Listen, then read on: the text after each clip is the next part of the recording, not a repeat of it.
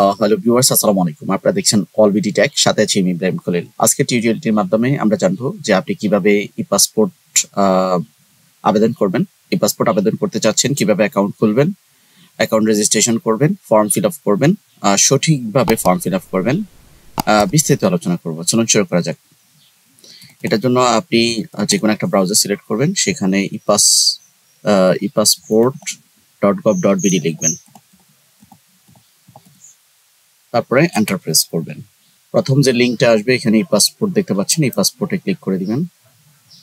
এরপরে এখানে বলছে যে welcome to Bangladesh passport portal. এখানে প্রথমেই আপনাকে যেটা করতে হবে, এখানে হোম মেনু দেখতে পাচ্ছেন অ্যাপ্লাই অনলাইন, এই অ্যাপ্লাই অনলাইনে ক্লিক করে দিতে হবে। তারপর এখানে বলছে যে প্রথম স্টেপে যেটা করতে হবে, check availability of your e passport in regions. আপনার অঞ্চলে ই পাসপোর্ট অফিস আছে কিনা সেটা চেক করে নেবেন। তো এখানে are you applying from Bangladesh, ESA থাকবে। তারপর এখান থেকে ডিস্ট্রিক্ট সিলেক্ট করবেন, এখান থেকে আপনার থানাটা সিলেক্ট করবেন বা উপজেলা সিলেক্ট করবেন। ব্যাস, এখানে বলছে যে enrol for your e passport regional passport office, এখানে দেখতে পাচ্ছেন। কন্টিনিউ অপশনটি আমরা ক্লিক করে দিব। এখন যেই একটা ইমেল অ্যাড্রেস লাগবে অ্যাকাউন্ট রেজিস্ট্রেশন করার জন্য, তো আগে থেকে ওই একটা জিমেল অ্যাকাউন্ট খুলে নেবেন। আর যদি কোনো জিমেল অ্যাকাউন্ট থাকে, সেটা দিয়ে আপনি রেজিস্ট্রেশন করে নেবেন। তো আমি কন্টিনিউ অপশন ক্লিক করছি। এখন যেটা করতে হবে, আপনার অ্যাকাউন্ট ক্রিয়েটের জন্য কি করতে হবে, এখানে জিমেল আছে, একটা পাসওয়ার্ড সেট করে দিতে হবে। ঠিক আছে, তো আমরা পাসওয়ার্ড সেট করে দিচ্ছি। পাসওয়ার্ড সেট করার জন্য এখানে কোশ্চেন মার্ক রয়েছে, আপনার বুঝতে অসুবিধা হলে রিটাইপ করে দিবেন। আবার এখানে বলছে যে আপনাকে মিনিমাম 6 সংখ্যার পাসওয়ার্ড দিতে হবে, আপার কেজ, লয়ার কেজ এবং বিভিন্ন স্পেশাল ক্যারেক্টার দিতে হবে। তাই এখন আমরা এনআইডি অনুযায়ী গিভেন নেম, মানে নামের প্রথম অংশ দিয়ে দিব,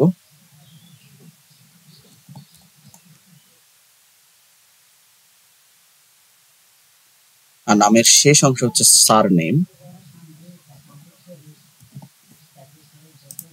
এরপর যে ফোন নাম্বারটা দিবেন সেটা অবশ্যই যাতে অ্যাক্টিভ হয়, এটা দিয়ে থানা ভেরিফিকেশন হবে। সো এই নাম্বারটা কেয়ারফুলি ইউজ করবেন। আই এম হিউম্যান অপশনে ক্লিক করবেন, তারপর ক্রিয়েট অ্যাকাউন্টে ক্লিক করবেন।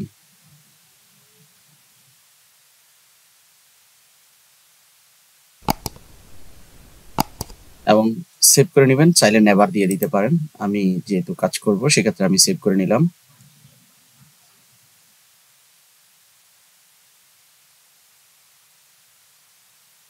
এখন বলছে যে আপনার এই পর্যায়ে আপনি যে অ্যাকাউন্ট খুললেন, অ্যাকাউন্ট রেজিস্ট্রেশন করলেন, আপনি অ্যাকাউন্ট অ্যাক্টিভ করে নিতে হবে। এখানে বলছে অ্যাক্টিভ অ্যাপ্লিকেশন ই পাসপোর্ট অ্যাকাউন্ট। তো এই যে ইমেলটা দিয়েছেন, সেখানে আপনি চলে যেতে হবে।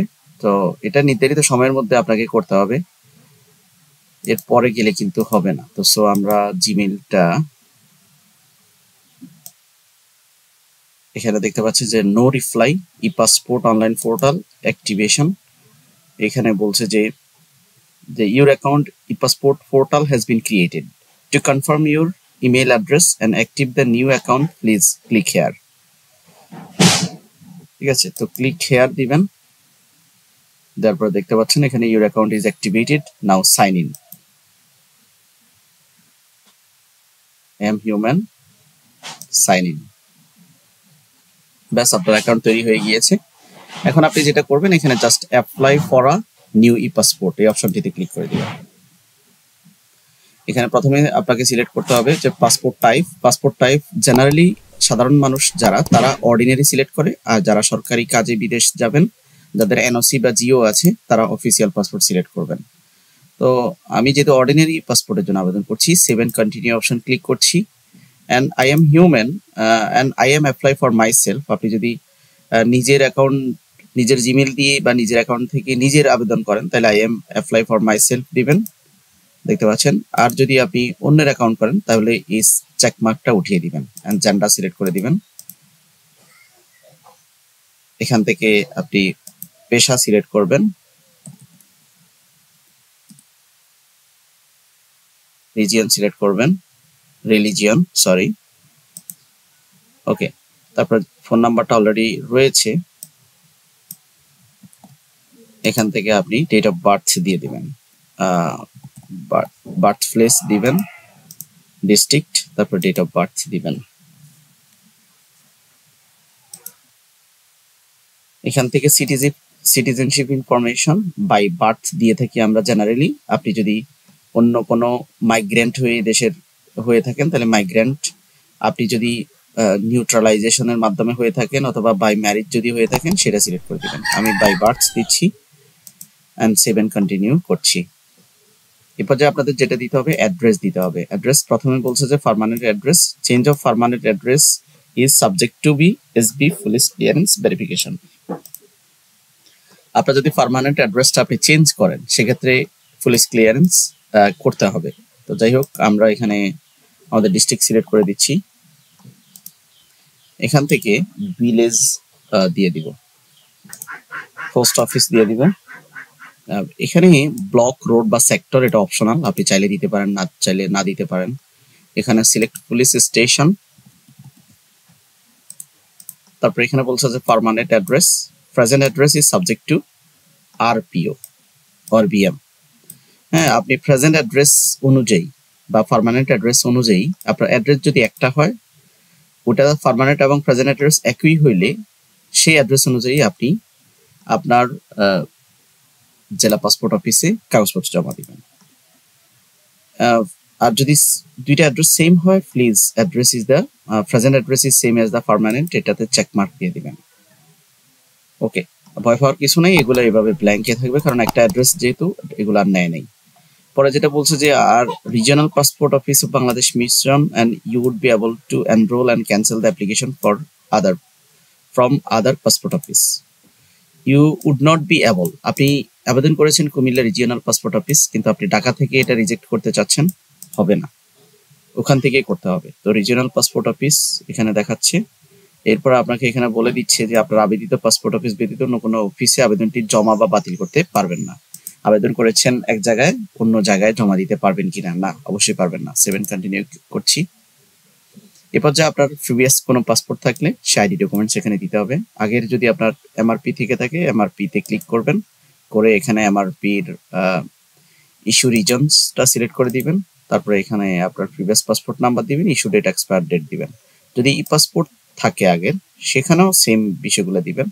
আর যদি আপনার হাতের লেখা পাসপোর্ট থাকে বা আগে কোনো পাসপোর্ট নাই, সেক্ষেত্রে আপনি no, I do not have any previous passport or handwriting passport, এটাতে ক্লিক করার পরে এখানে বলছে do you have passport of other country, আপনার অন্য কোনো দেশের পাসপোর্ট আছে কিনা।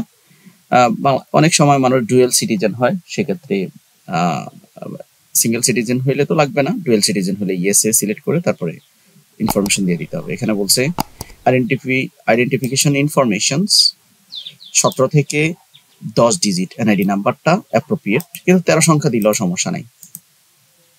ওকে, এখানে বলছে যে পাসপোর্টের যদি কোনো তথ্য আপনি কি করেন, হাইড করেন, গোপন করেন, আপনার ফাইলটি বাতিল হয়ে যাবে। সো আগের যদি পাসপোর্ট থেকে থাকে সেটা অবশ্যই আপনি মেনশন করবেন। কারেকশন হলে কারেকশন করবেন, বাট আপনি হাইড করতে পারবেন না। 7 কন্টিনিউ অপশনে ক্লিক করছি। এ পর্যায়ে আপনার প্যারেন্টাল ইনফরমেশন দিতে হবে, আপনার father's name as per NID or birth registration. অনেকে ভুল করে যে আপনি আপনার আইডি অনুযায়ী আপনার পিতার যে তথ্য সেটা দিবেন, কিন্তু আপনার পিতার আইডি অনুযায়ী যে তথ্য সেটা দিবেন না। পিতার পেশা দিয়ে দিবেন, পিতা যদি মৃত হয় তাহলে সেক্ষেত্রে আপনি আদার দিয়ে দিবেন, আদার্স।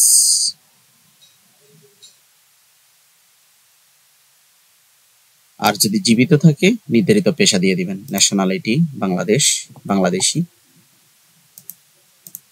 আর আপনি চাইলে এই যে এখানে বলছে আপনার 18 বছরের নিচে হলে আইডি নাম্বারটা, পিতার এনআইডি নাম্বারটা বাধ্যতামূলক, আপনি এখানে পিতার এনআইডি নাম্বারটা না দিলেও চলবে। ওকে, আর এখানে বলছে যে মাতার এনআইডি অনুযায়ী নাম, যাই হোক এটা মাতার এনআইডি ফলো করার দরকার নেই, আপনার আইডিতে যেভাবে আছে আপনার মাতার নাম সেভাবে দিবেন। হাউস ওয়াইফ, মাতার প্রফেশন আমরা জেনারেলি হাউস ওয়াইফ দিয়ে থাকি, আর যদি উনি কোনো নির্ধারিত পেশায় থাকে সেটা দিবেন। ন্যাশনালিটি বাংলাদেশি। এখানেও সেম কাহিনী, যে আপনার বয়স যদি 18 নিচে হয় সেক্ষেত্রে মাতার এনআইডি নাম্বারটা বাধ্যতামূলক। তো আমি এগুলা দিচ্ছি না, কারণ এখানে এনআইডি নাম্বার ইউজ করলে আপনি এই ডকুমেন্টসগুলো সাবমিট করতে হবে। আমরা সেভ এন্ড কন্টিনিউ অপশনটি ক্লিক করছি। এই পর্যায়ে আপনার ম্যারিটাল স্ট্যাটাস দিতে হবে। এখানে আমরা ম্যারিটাল স্ট্যাটাস দিয়ে দিচ্ছি ম্যারিড। যদি ম্যারিড দেয়া, এখানে দেখতে পাচ্ছেন in case of addition or changes of spouse information, you should bring marriage certificate or divorce letter or relevant documents. আপনি যদি আপনার ওয়াইফের ইনফরমেশন চেঞ্জ করতে চান সেক্ষেত্রে, অথবা সেক্ষেত্রে আপনি এই যে ম্যারেজ সার্টিফিকেট অথবা ডিভোর্স লেটার অথবা রিলিভেন্ট ডকুমেন্টস দিতে হবে। If you have more than one spouse, information and the rest of the spouses will be added at the enrolment centre. Enrolment centre বললে ওনারা অ্যাড করে দিবে। যাই হোক, এখানে স্পাউস নেম দিয়ে দিতে হবে as per NID. Spouse NID number এখানে অপশনাল দেওয়া আছে, তো আমরা দিচ্ছি না, আমরা জাস্ট সেভ এন্ড কন্টিনিউ অপশনটিতে ক্লিক করছি। এ পর্যায়ে ইমার্জেন্সি কন্ট্যাক্ট দিতে হবে। ইমার্জেন্সি কন্ট্যাক্টটা এখানে বলছে will print in additional page of your passport booklet. Passport বুকলেটে কিন্তু আপনার ইমার্জেন্সি ইনফরমেশনটা থাকবে, কন্ট্যাক্ট ইনফরমেশন। সো আমরা এখানে ইমার্জেন্সি জেনারেলি আমরা ফাদার যেহেতু মৃত, সেক্ষেত্রে আমরা মাদার দিয়ে দিচ্ছি। এখানে সিলেক্ট ডিস্ট্রিক্ট, তারপরে ভিলেজ,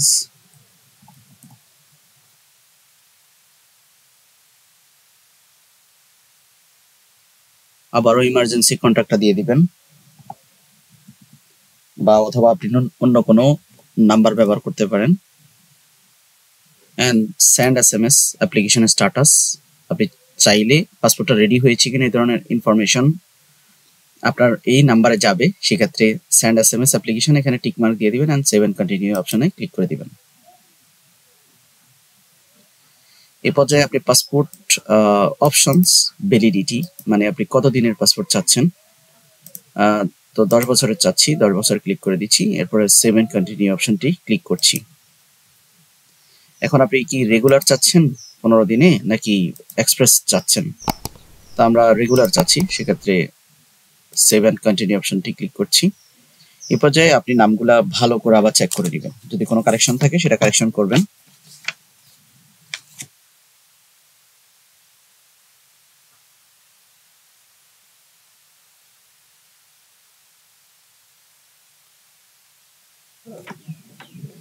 ওকে, সব ঠিকঠাক থাকলে ডিক্লেয়ার অফ কনসেন্ট, যে উপরে যে তথ্যগুলো আছে এগুলো আপনি নিজে স্বীকার করছেন সব তথ্য সঠিক।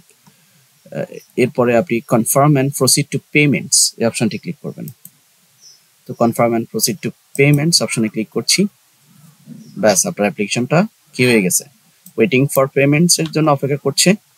তো আমরা এখানে বলছে যে আপনি কিভাবে পেমেন্টস করবেন। আপনার কোনো কারেকশন যদি থাকে আবেদন সাবমিট করার পরে আপনি যদি অনলাইন পেমেন্ট করেন, সেক্ষেত্রে আপনি ওই পেমেন্টটা ব্যাক পাবেন না। তো চেষ্টা করবেন অফলাইন পেমেন্টস করার জন্য। আমরা অফলাইন পেমেন্টস করছি অ্যান্ড কন্টিনিউ অপশনে ক্লিক করছি। ব্যাস, আবেদনটা সাবমিট হয়ে গিয়েছে। এখন আমরা এখানে অ্যাপ্লিকেশনটা কি করব, এই যে সামারি কপিটা, অ্যাপ্লিকেশন কপিগুলো আমরা ডাউনলোড করে নিব। সেভ অপশনে ক্লিক করব।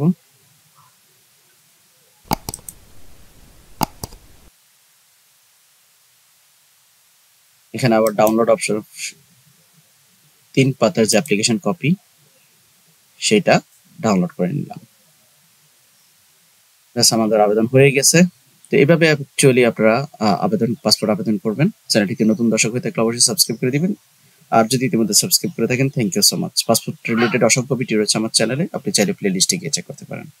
Passport, visa processing, man power, police clearance এবং অন্যান্য বিষয় জানতে চ্যানেলটিতে চোখ রাখুন। ভালো থাকবেন সবাই, আসসালামু আলাইকুম।